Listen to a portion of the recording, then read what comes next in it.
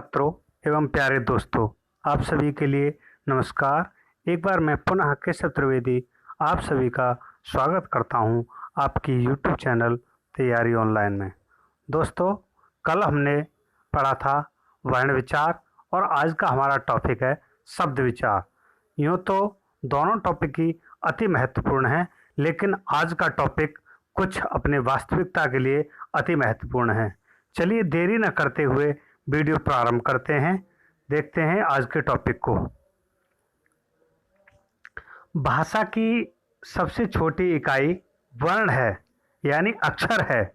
पिछले अध्याय में हमने वर्ण की जानकारी प्राप्त की थी। इन्हीं वर्णों के योग से शब्द बनते हैं और शब्द के योग से वाक्य बनते हैं। भाषा निर्माण में वाक्य मदद करते हैं।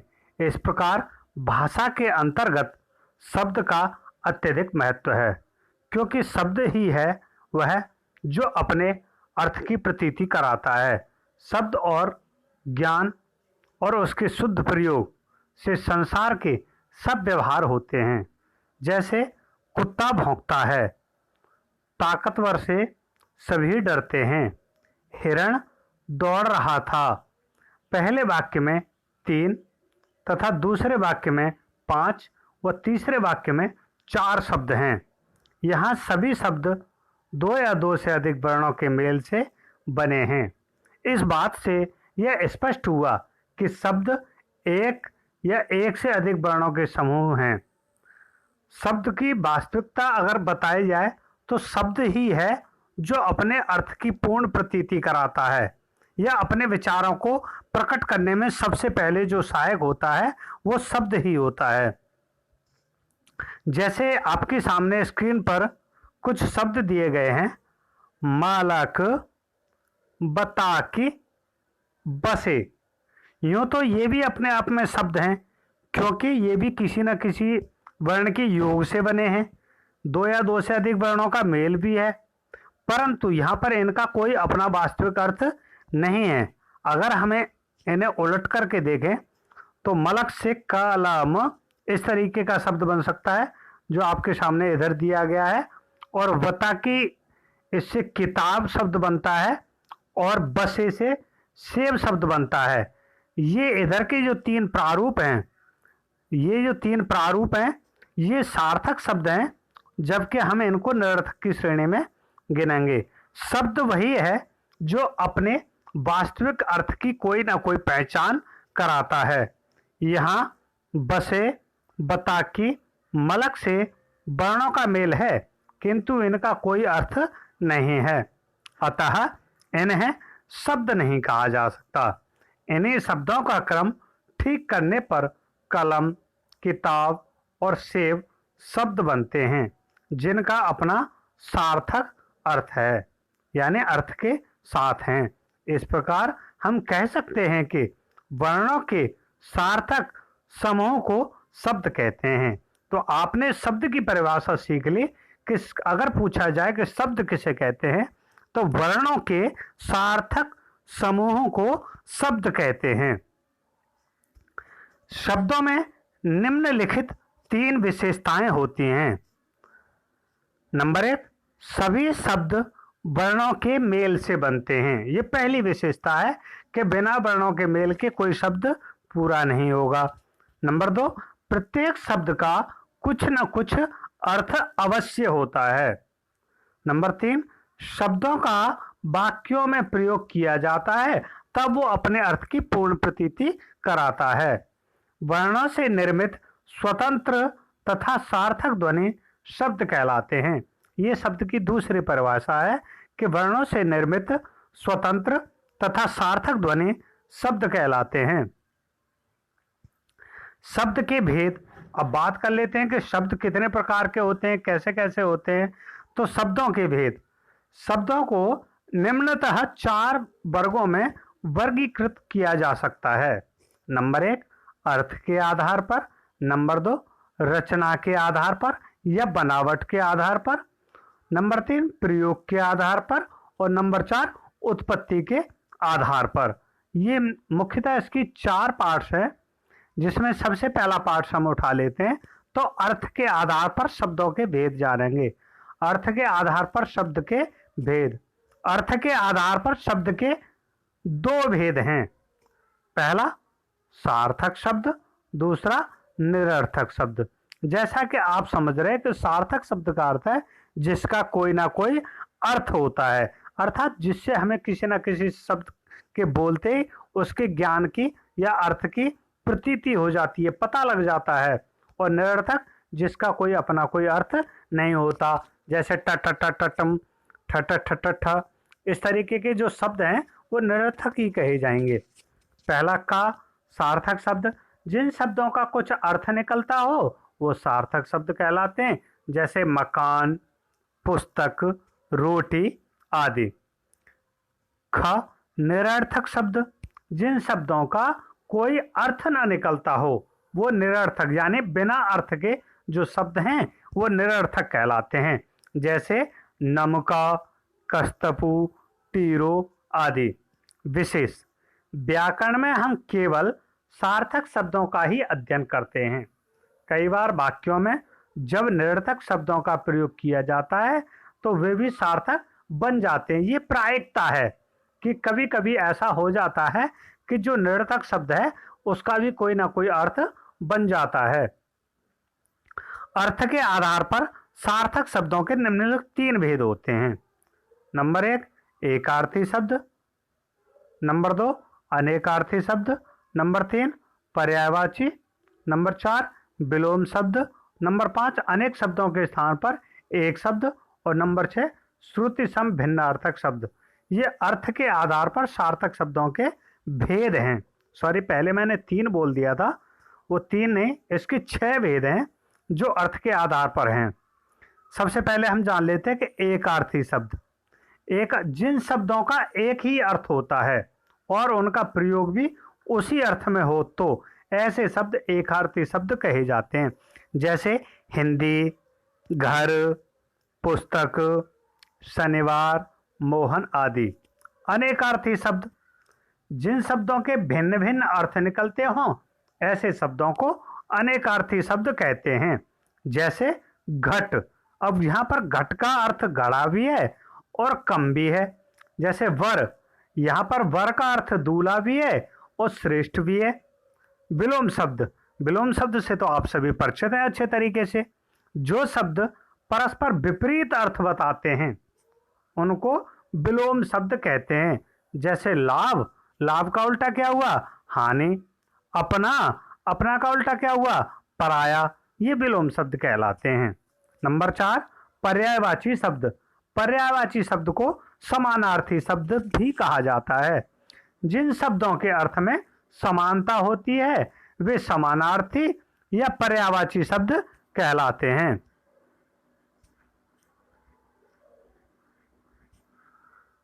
जैसे कमल। अब कमल शब्द के कई नाम हैं, नीरज, अंबुज, पंकज आदि। जैसे आग के लिए ही जान लेते हैं तो अनल, पावक, दहन आदि ये पर्याय हैं इसके।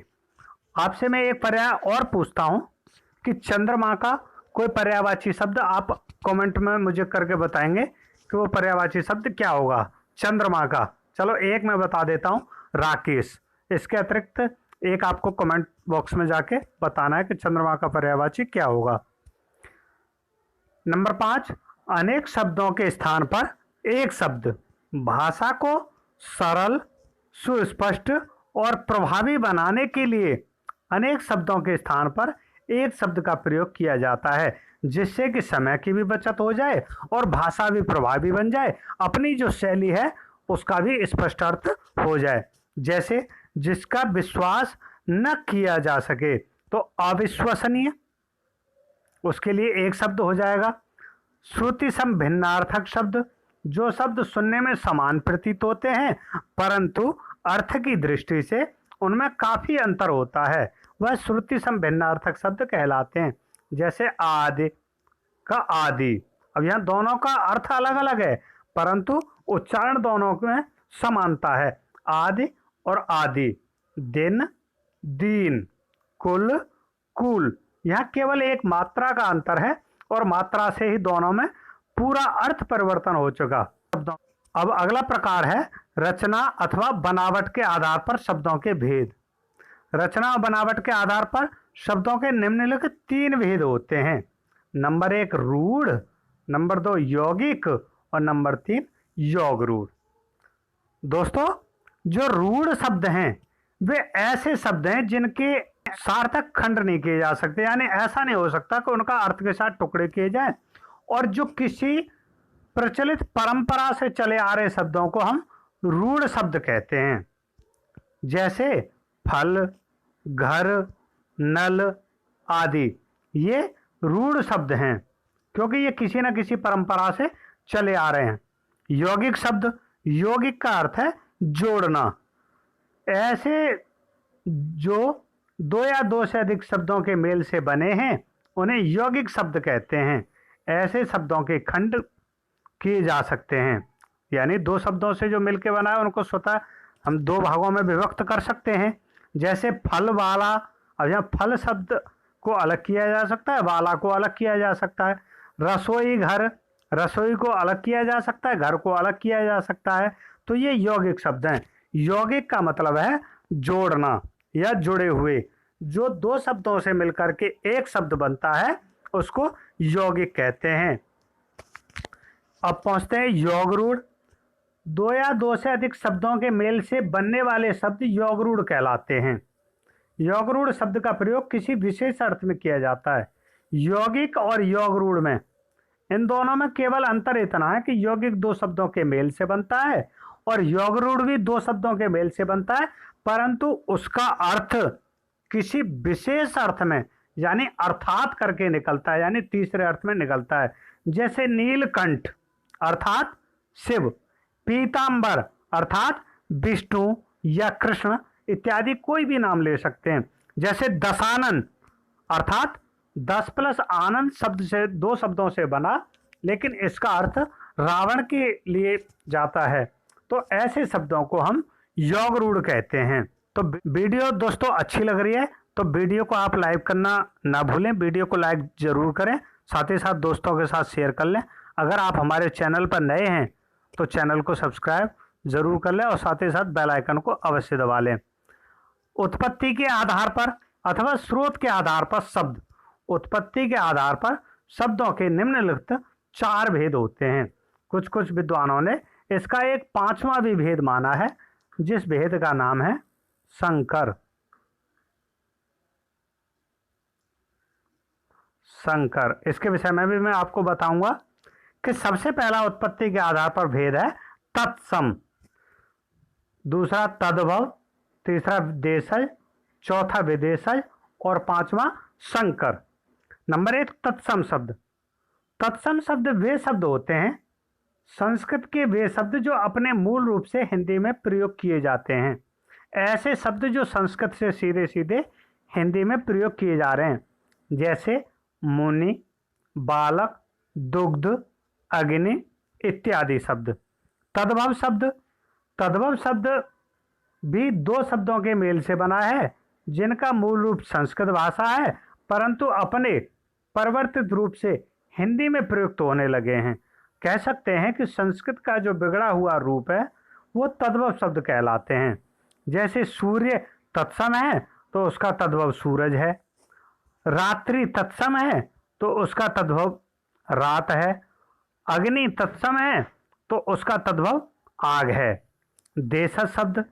जो शब्द किसी भी भाषा से हिंदी में नहीं आए हैं अथवा आम बोलचाल में आवश्यकता के अनुसार प्रयोग कर लिए गए हैं उन्हें देशज शब्द कहते हैं, अर्थात जो देश में ही जन्मे हैं। देशज का अर्थ है जो देश में जन्मा है। जिन शब्दों में किसी के मिलावट की कहीं कोई सीमा नहीं है या जहाँ कोई शब्द मिलावट नहीं किया जा सकता किसी भी भाषा का, वो देशज शब्द है। उसका जन्म केवल देशी शब्दों में किया जा सकता है, जैसे कपास, पिल्ला, खिड़की, लोटा इत्यादि शब्द। नंबर 4 विदेशज शब्द। भाषा में समय समय पर अनेक विदेशी जातियां आई हैं। जैसा कि आपको पता है कि भारत में अनेक आक्रांता बाहर से पश्चिमी सिंह द्वार से आए और उन्होंने बोली पर भी प्रभाव डाला, अपने पहनावे ओढ़ावे पर भी प्रभाव डाला। और भारत देश तो वैसे भी विविधता में एकता, अनेक प्रकार की संस्कृति को धारण किए हुए भी अपने आप में जाना जाता है। तो जिनकी भाषा ने भारत की भाषा को प्रभावित किया, या विदेशी भाषा के इन शब्दों को जो विदेशी या विदेश शब्द कहा जाता है, जैसे स्कूल, रेडियो, वर्षगांठ। कुछ शब्द ऐसे हैं जो पूरे तरीके से विदेशी होते हुए भी वो हिंदी में जैसे के तैसे प्रयोग किए जा रहे हैं। विदेशी शब्द अरबी, फारसी, तुर्की, अंग्रेजी, फ्रेंच, पुर्तगाली आदि से हिंदी में आए हैं। उदाहरण के लिए हम कुछ नीचे शब्द दे रहे हैं। जैसे अरबी से आए हैं अमीर, गरीब, औरत, इनाम, किस्मत, दिमाग, दुनिया, दौलत, मुसाफिर आदि। कभी कभी कंपटीशन एग्जाम में ये शब्द बहुत पूछे जाते हैं कि यह शब्द किस भाषा से लिया गया है। तो जो भी दोस्त कंपटीशन वाले इस वीडियो को देख रहे हैं उनके लिए भी ये वीडियो बहुत अच्छी है, बहुत यूजफुल है और निश्चित तौर पर इससे भी कोई ना कोई 1 या 2 प्रश्न परीक्षा में अवश्य बनता है। फारसी से आए हुए शब्द हैं अफसोस, उम्मीद, खामोश, खुश, खूब, चिराग, जिंदगी, दिल, दवा, बीमार, मुफ्त आदि। और तुर्की से कालीन, कुली, चेचक, चमचा, तोप, तलाश, बेगम, बहादुर, लाश इत्यादि।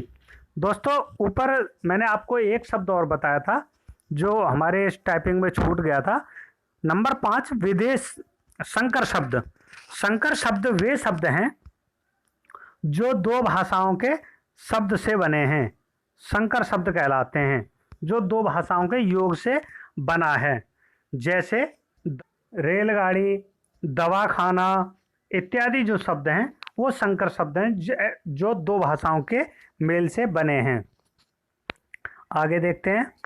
पुर्तगाली से आए हुए कुछ शब्द हैं आलू, कमरा, पादरी, साबुन, गमला, तौलिया आदि। फ्रेंच भाषा से कारतूस, काजू इत्यादि। चीनी भाषा से लिए गए चाय, लीची। बहुत ज़्यादा पूछा जाता है एग्जाम में कि लीची शब्द कहाँ का है या चाय शब्द कहाँ से लिया गया है, चाय शब्द किस भाषा से संबंध रखता है। इस प्रकार से कई बार प्रश्न पूछा जाता है। तो बड़े ध्यान से इस वीडियो को देखें और वीडियो को लाइक जरूर करें। जापानी भाषा से रिक्शा, रिक्शा शब्द भी बहुत पूछा जाता है। रूसी भाषा से मिग, स्पुतनिक इत्यादि। अंग्रेजी से आए हुए संख्या भाषा बड़ी संख्या में हिंदी भाषा में आए कुछ शब्द यहाँ उदाहरण के तौर पर दिए जा रहे हैं। जैसे ice cream, bus, car, company, cricket, computer, copy, desk, engine, gas, leader, pen, bag, football, police, jail, machine, minute, radio station, school, cinema, ticket, team, telephone, tie, toffee, teacher, truck इत्यादि जो शब्द हैं, यानी कह सकते हैं कि अंग्रेजी से आए हुए शब्दों का तो हिंदी भाषा में भंडार है। चलिए आपको मैं एक बड़ा मज़ेदार टॉपिक पूछ लेता हूं कि आप कमेंट बॉक्स में ये जरूर बताएंगे कि टाई को हिंदी में क्या कहते हैं। इस टॉपिक को जरूर बताएं, ये शब्द टाई को हिंदी में आप क्या कहते हैं, तो कमेंट बॉक्स में जाके इसे बताएंगे। अब कुछ शब्द यहाँ तत्सम और तद्भव दिए गए हैं, इनको आप जरूर याद कर लें या समझ लें। जैसे घट, इधर तत्सम शब्द दिए गए हैं इस लाइन में, इधर तद्भव शब्द हैं। घट से बना घड़ा, चंद्र से बना चांद, दुग्ध से दूध, पंच से 5, पादप से पौधा और अंगुष्ठ से अंगूठा। उसी प्रकार अश्रु से आंसू, कर्ण से कान, धैर्य से धीरज, भ्रातृ से भाई, नृत्य से नाच, अट्टालिका से अटारी। ऐसे कुछ शब्द और हैं, इनको आप देख लीजिए। तत्सम शब्द और तद्भव शब्द ये बहुत इंपॉर्टेंट शब्द उठा करके यहाँ आपके सामने प्रस्तुत किए गए हैं, जो कहीं ना कहीं किसी न किसी एग्जाम में पूछे गए हैं। अब प्रयोग के आधार पर शब्दों के भेद। प्रयोग के आधार पर शब्दों को 8 भागों में बांटा गया है। संज्ञा, सर्वनाम, विशेषण, क्रिया, क्रिया विशेषण, संबंध बोधक, समुच्चय बोधक और विस्मयादि बोधक। इन 8 प्रकार के शब्दों को भी प्रयोग की दृष्टि से दो वर्गों में पुनः वर्गीकृत किया गया है। नंबर 1 विकारी शब्द, नंबर 2 अविकारी शब्द। दोस्तों ये सुनने में बड़े कठिन लगते हैं लेकिन बहुत ही सिंपल हैं ये। नंबर 1 विकारी शब्द हम पढ़ लेते हैं। जिन शब्दों में रूप परिवर्तन होता है वे विकारी शब्द कहलाते हैं, अर्थात जिनमें कोई ना कोई विकार उत्पन्न होता है। जैसे आप बना के देख लीजिए, उसका एक वचन बहुवचन बना के देख लीजिए। जैसे बच्चा से बच्चे, लड़का से लड़के, लड़की से लड़कियां, यानी जहां भी शब्द का परिवर्तन हो सकता है, चाहे वो वचन में हो, चाहे वो काल में हो और चाहे वो लिंग में हो, तो आप समझ लीजिए कि ये विकारी शब्द है।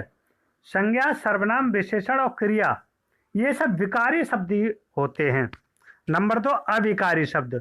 जिन शब्दों में लिंग, वचन और काल, पुरुष, कारक आदि के आधार पर कोई परिवर्तन नहीं होता, अर्थात जिन शब्दों का सदैव एक ही रूप होता है, उन्हें अविकारी शब्द कहा जाता है।